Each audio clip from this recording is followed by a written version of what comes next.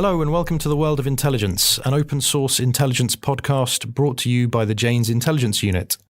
For more information on how we can help with OSINT training and development, go to janes.com/OSINT training.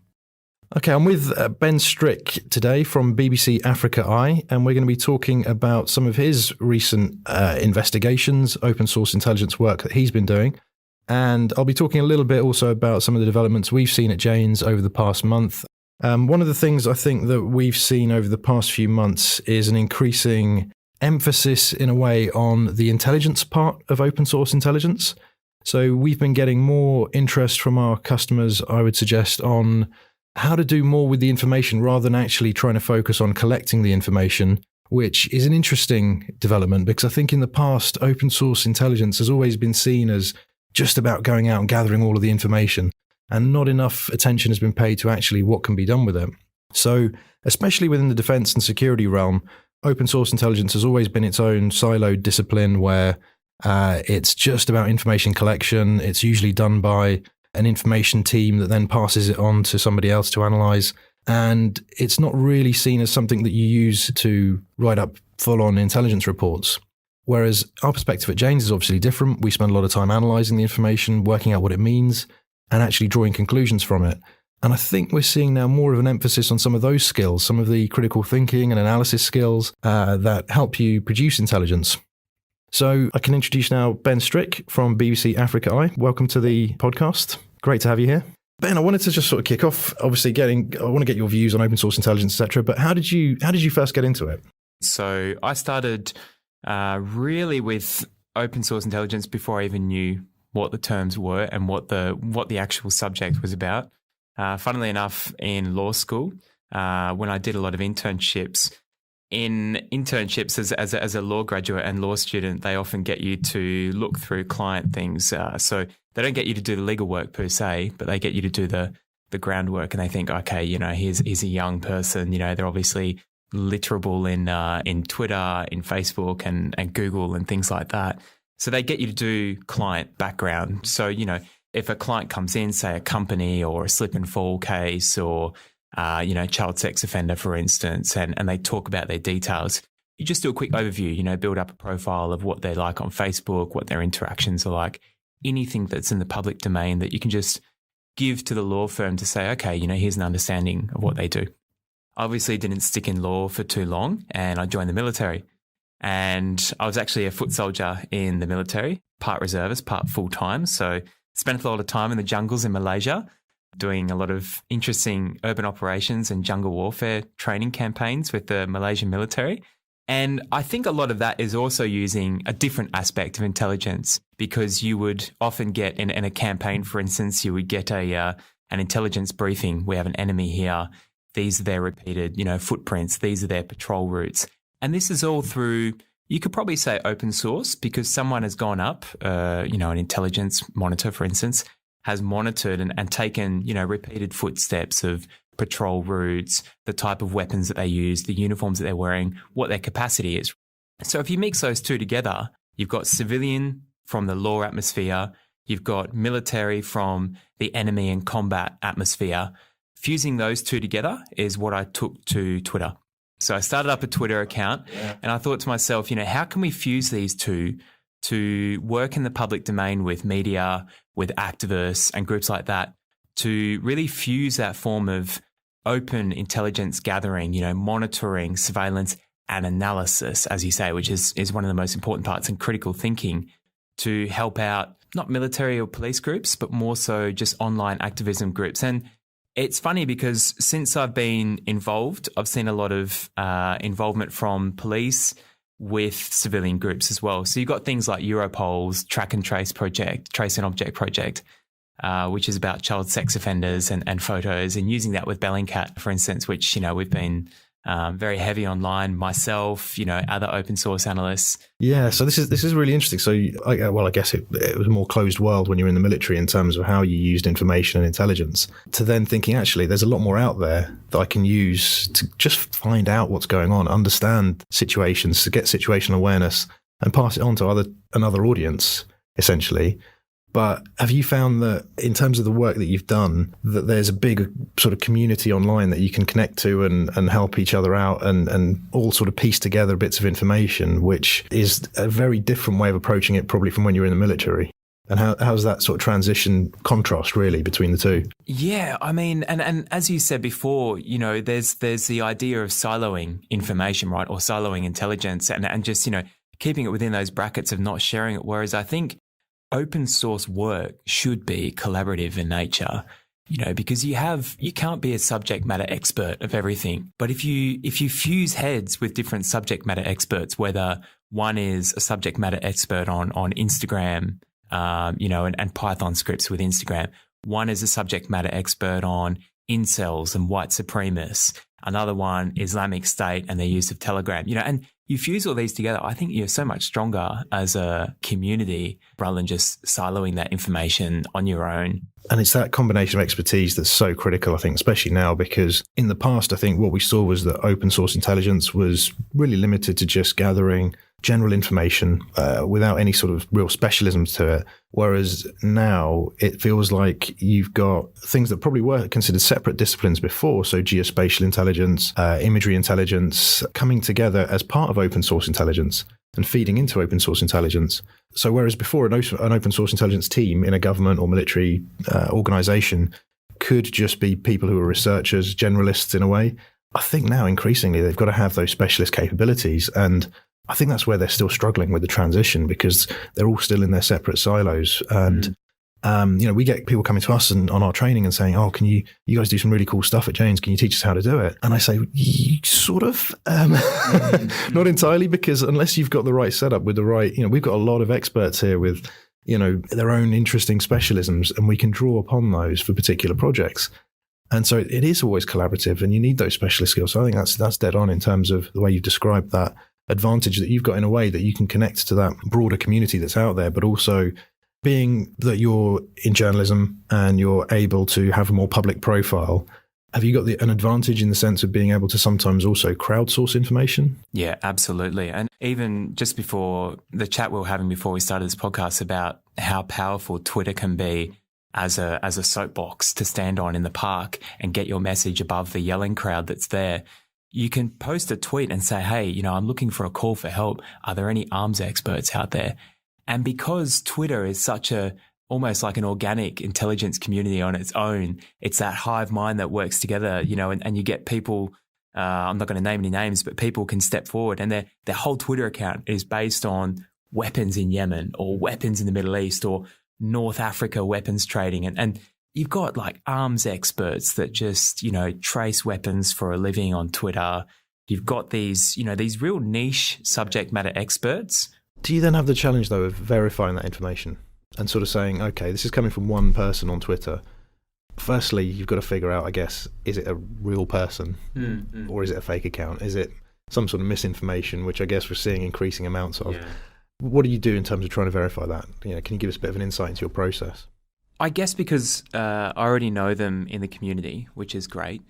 But for some people, so there are some people that I can meet on Twitter that will just send me a photo. I'm like, well, where did the photo come from? Like, could be, I have to verify that, which means I have to go through a Yandex image reverse search or something like that, and start following up that lead. And it's, it's time out of the schedule, whereas they're the expert and I have to trust them.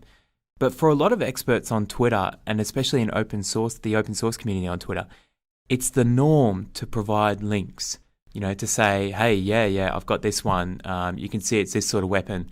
And, they'll post a link to the manufacturer's site, for instance, for that scope on that rifle.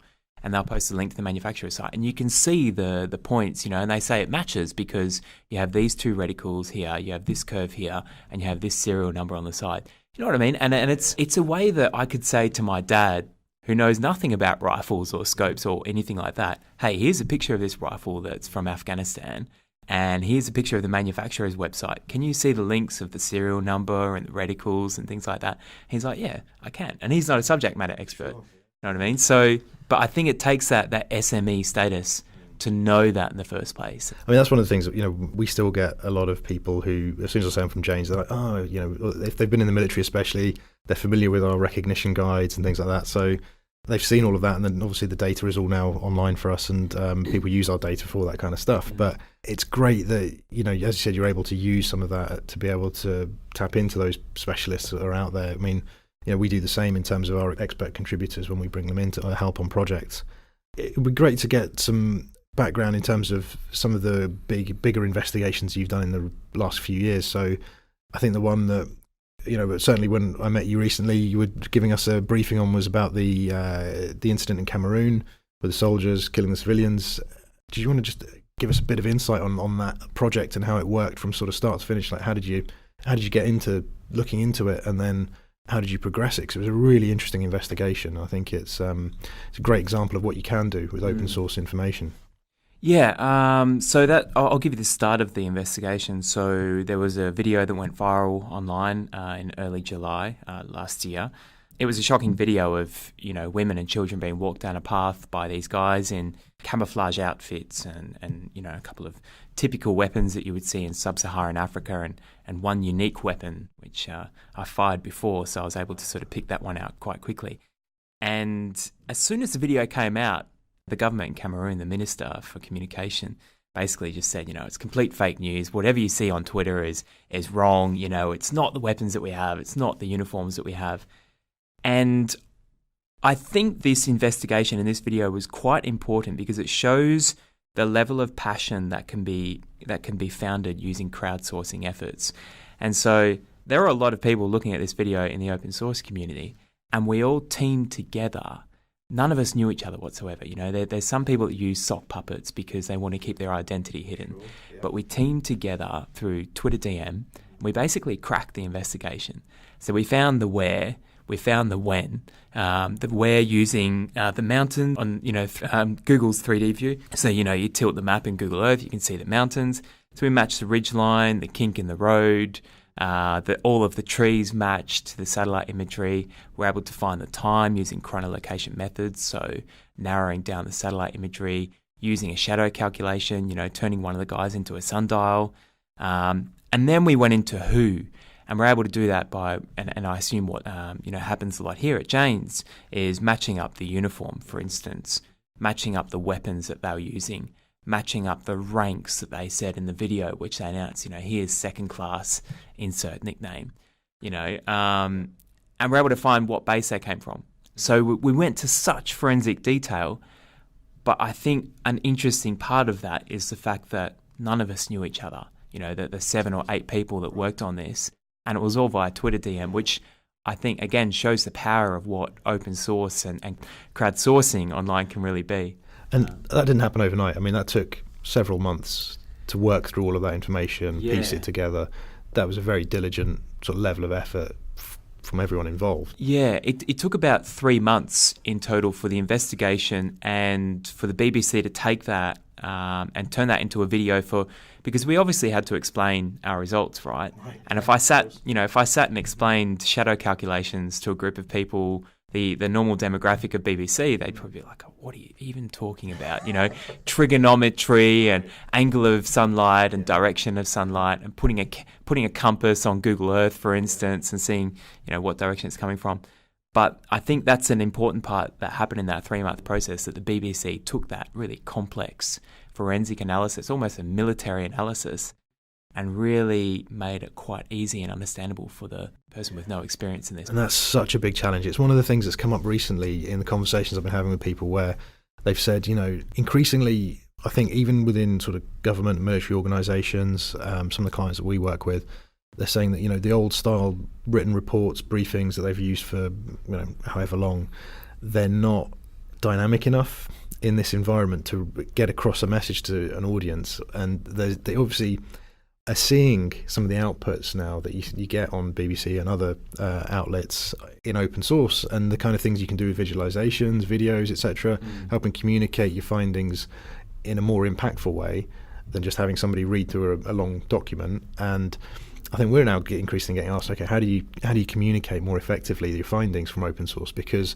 like you say, especially when you're drawing in information from so many different specialist areas, in a way, imagery, your geospatial intelligence, social media, how do you get an audience to understand all of that evidence? And so that was a really that's why I sort of wanted to ask about that, because it was a great example of taking all of that research and then, putting it together and what was the outcome? I mean, in terms of the response you got. The response was absolutely huge to the video, and I think the most important thing that it did was it took it down to a human level of, these are 2 women and children.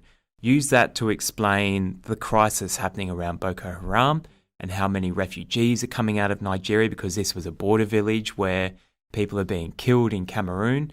It also went to explain a lot of the conflict that's happening in Cameroon, the human rights abuses in Cameroon, all through the vehicle of this one video and these small human elements that everyone could identify with. And this is why it's shot around to, places like the US government. There was a lot of funding pulled from the US government, from the EU Council, out of Cameroon as well, specifically and directly because of the impact of videos like this. And I think that goes to an important part about these open source investigations. I've written 5,000, 6,000 word reports where it's a structural analytical report, like, what you guys would have done here. And it doesn't go as far as using, say, for instance, a human element. This is Tom. Tom is in the Hong Kong protests.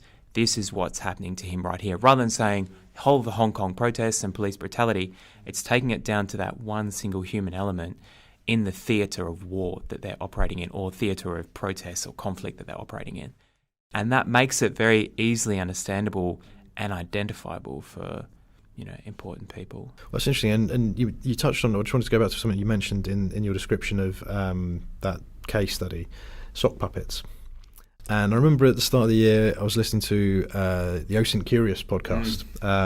Those really, great bunch of people coming together to share ideas and thoughts on open source intelligence. And one of the things that they talked about was the necessity of having and maintaining sock puppet accounts to be able to do open source intelligence well. So for anyone who's not familiar with the term, what we're talking about is essentially fake accounts that you use on social media, which to varying degrees might look like real people, or you might set it up so that it looks like a genuine person. And I think with some of the changes that we've seen this year with some of the social media platforms, they've made it harder to access information without using that type of account. And for OSINT specialists and researchers, you kind of want to use those accounts in order to not sort of give away your research and investigation, I guess, in terms of, you don't want to use your own account to trip over somebody else's profile or look over it when you're doing that sort of research. How do you find, in terms of the work that you're doing, how important is that element? Because it's one of those areas that's the big difference between what some of our customers are able to do within the defense and security world, and what, maybe yourself in a different kind of role as a journalist is able to do. So how much do you rely on those kind of things? Look, I completely understand why people use SOC accounts. I mean, especially for police, for instance, to interact in the OSINT world, especially on Twitter. You notice that there's so many SOC puppets and people with little cute characters and Muppets and things like that are that are commenting and liking a lot of the posts and I'm interacting with. You meet up with them in real life and they say, hey, I'm Kermit the Frog or so-and-so. I think that's really important for them. For me, I made the choice to put my name behind everything. So everything I post, everything I look at, I use with my own account. I did that for accountability purposes because I know that a lot of the people that I'm going up against often hide behind different aspects.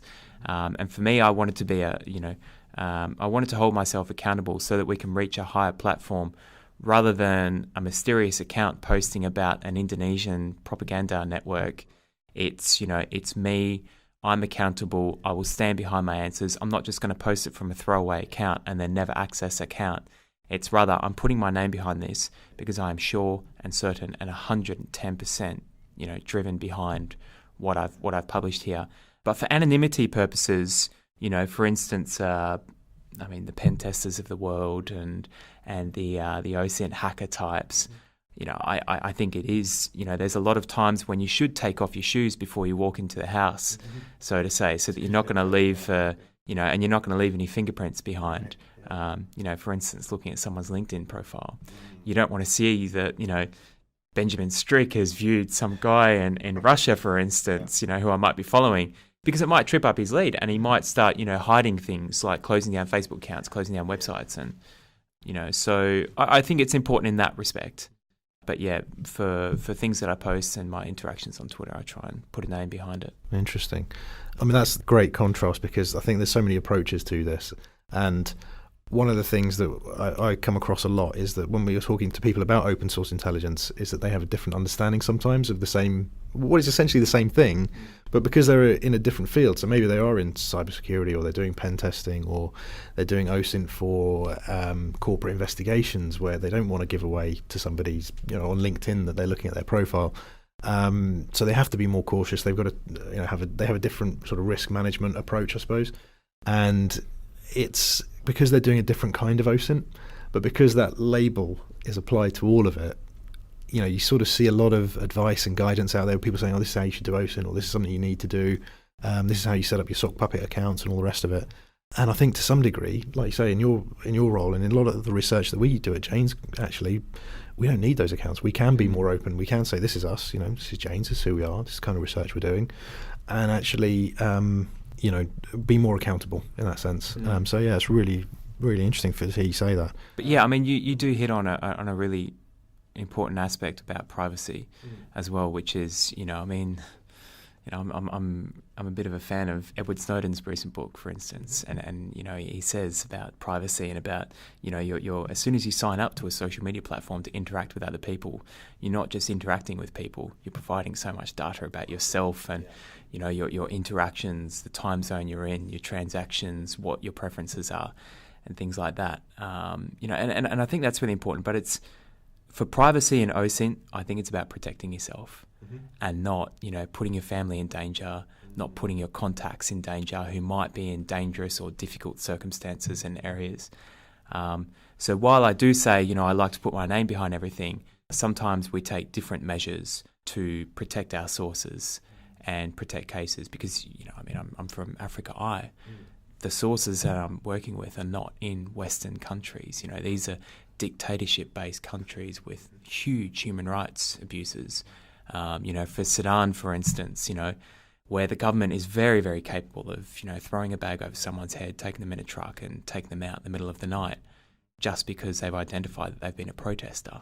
So for them to save, Benjamin Strick from the BBC and their phone as, from WhatsApp is, I tell them not to, save me as someone else. So I think that's where our privacy comes in, is to protect those people and ourselves. And it's so important. So you still have a sort of a quite structured risk management approach in terms of the advice you would give to, say, sources? Yeah, everything. When sources reach out to us through Facebook and Twitter, we accelerate at a very rapid knot to go to Signal. Right. Things like that. Yeah. Proton Mail, different Gmail accounts with Purple Monkey 24 names and things like that. I think that stuff is so important. Yeah, just for anyone who's listening, and if you're not aware of these applications, so Signal is a secure messaging application, similar in a sense to WhatsApp, but just more with a high level of encryption and better security features. Proton Mail, likewise, email that you can use, which is much more secure, encrypts your emails, etc. Well. The Tor browser, very good for sort of maintaining some of your anonymity online and limiting what you give away to anybody who might be observing. So these are all tools I think that play a part in any kind of open source intelligence. It's interesting to hear the difference in your approach. You mentioned just a minute ago about your investigation into Indonesian propaganda as well. I've been following this on Twitter because this has been really interesting. You've been posting some great threads on your investigation. And so I just wanted to maybe get you to talk through some of that and how it started and where you've got to with the investigation up to now. Yeah, the investigation was actually really interesting to do. So I'm not too familiar with what was happening in West Papua before I started looking at this. And I think that's something about case studies for open source people. You can attend a 5-day workshop, or you can attend 20 days of workshops and learn cool open source tools. But I think the best way to do it is to get passionate about one single issue and use the tools applicable to that investigation to find out. So I did that for West Papua, and I was doing some video verification, some satellite imagery, and I noticed while I was trawling through Twitter and Facebook and Instagram how many hashtags were being uploaded about it's not a small issue, but not a hugely international issue. And there were some really weird hashtags like West Papua genocide, and these were tourism adverts, like tourism-based videos or pro-Indonesian government content about how great the school education system is since Indonesian government stepped in, using the hashtag West Papua genocide. So I scraped all these using a really cool tool that's a Python script called Twint, Twitter Intelligence. So I don't know if you have to explain how to, the basis of... No, maybe we should just skip the whole tool talk. That's, I mean, Twint is an interesting tool. Certainly for anyone who is listening is interested in tools. We get asked all the time about tools. So just to sort of take a little bit of a diversion onto tools, one of the things that comes up every time in our training and more generally in inquiries is, right, what tools are you going to show us? What tools can we use? What tools are cool? What tools are cool? Exactly. Yeah. What are the new ones? What can we start using? And I always sort of say to people, right, take a step back. Let's think about your actual overall process. What's your workflow? What are you actually trying to achieve here? Because it's not just about the tools. They can be very helpful at times. At times they don't always work for the case that you're working on or whatever. And so we've always taken a very tools agnostic approach at Janes in terms of how we train people to do open source intelligence, and we try and teach them an overall method that you can then plug tools into where you need to. And that's sort of stood the test of time, really, because if you try and base your training around specific tools and they suddenly disappear, which we've seen more of this year as well, especially with some of the Facebook tools, graph search tools and things like that Facebook's cut off access to, and you can't become dependent on those, and you've got to have a way of working that is independent of the tools. And so it's always one of those things. I get the question so many times, and I always say that, and people will say to us that we'll go through the training with them, and then they'll say, right, when are we going to get onto the more advanced stuff? When are you going to show us the cool tools? It doesn't quite work like that. But we do keep an eye on them. We do try and sort of incorporate them where we can, because sometimes they do give you that little bit of a boost, don't they, to be able to grab more information or data than you could otherwise manually. So Twint is, as you mentioned, one that's come up fairly recently. It's been around for a while. It was made by Francesco Poldi, who is very, very contactable, if there's any updates you need or any edits made. Whenever I do workshops or whenever I teach, open source, I always like to say to people the best tool is Google. Because I literally typed into Google how to work with big data from Twitter, and I ended up on I think the second recommendation after an ad was the Nullbytes blog, which is just a random blog, and now I follow this person on Twitter, and it was just saying, how to work with big data on Twitter. Use a tool called Twint. Here's how you do it. And I think that's the most important thing about open source is you have a problem, just type something into Google, just like, hey, how do I do this? Hey, how do I do that? Yeah. And it takes it to you. And I've never used Twint before. But now I'm using it for everything. Because I've not used it myself, and it's such a simple command line tool. And I think the more familiarity you get with it, the more you realize how much power there is. So, for instance, I can have a look at the building that we're in right now, take the coordinates from Google Maps, plug them into Twint, and say I want to scrape every tweet that was uploaded in the past 2 years within 10 meters of this building, and then I can pull that into a CSV sheet. And then the cool thing is, and I did something similar using the hashtags of the West Papua case, and you can put them into a visualization because it's a comma-separated value sheet.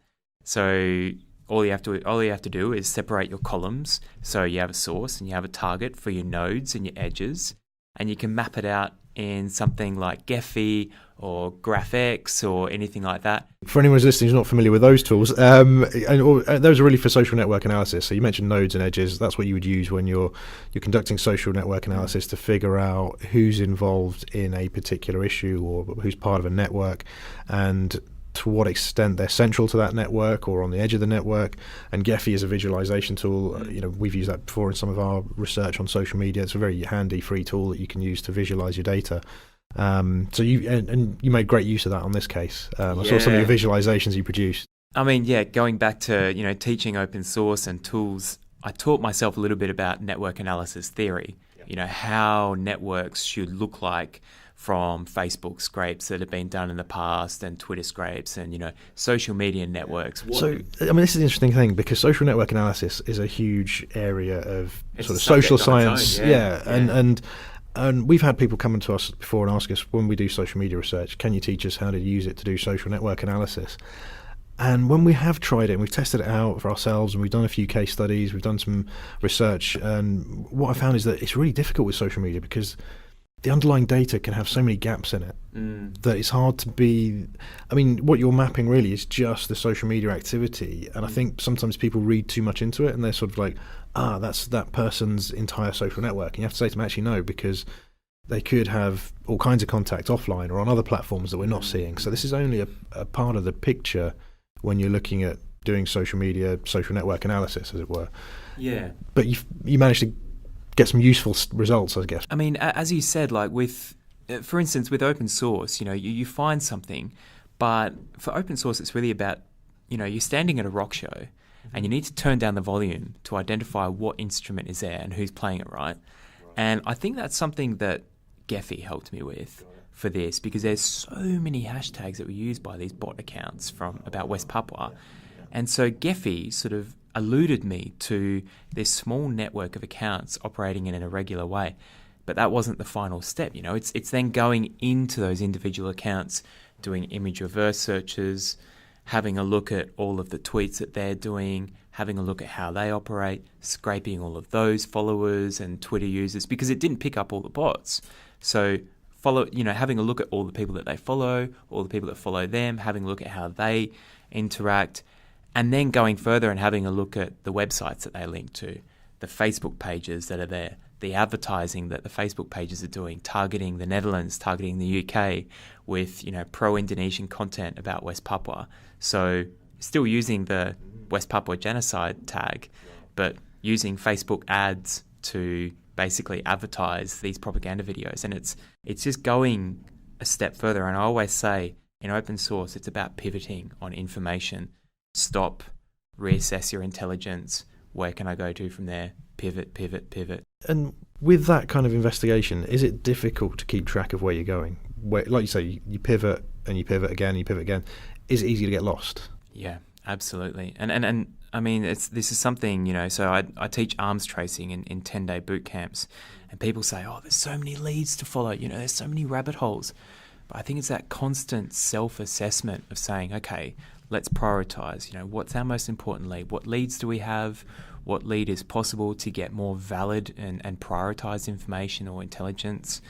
And what are we actually looking for at the end of the day? We might have, Russian government links, Chinese government links, or anything like that. But at the end of the day, we really want to focus on this individual because that's our likely, vehicle to tell the story.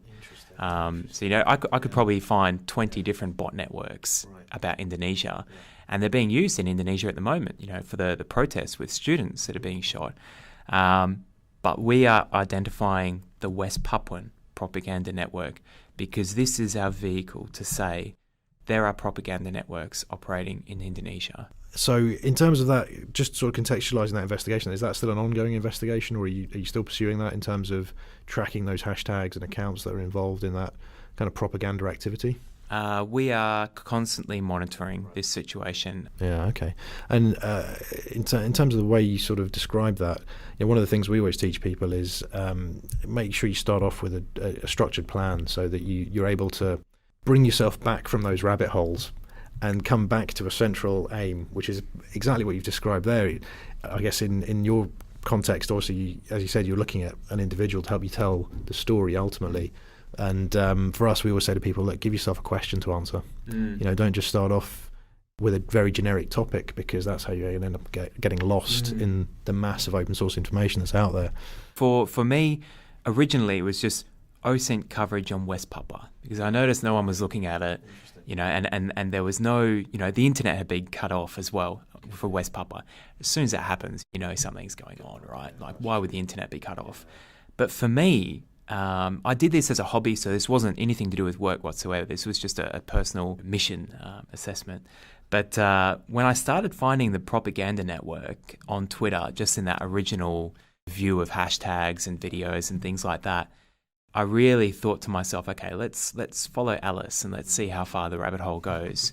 And that's sort of how I did that Twitter thread as well, is that, we've stumbled across another route in the rabbit hole, and we've just gone further and further down this rabbit hole. and it's going further as well. Like it's developing into a bigger case. Whereas I thought initially this is just something small.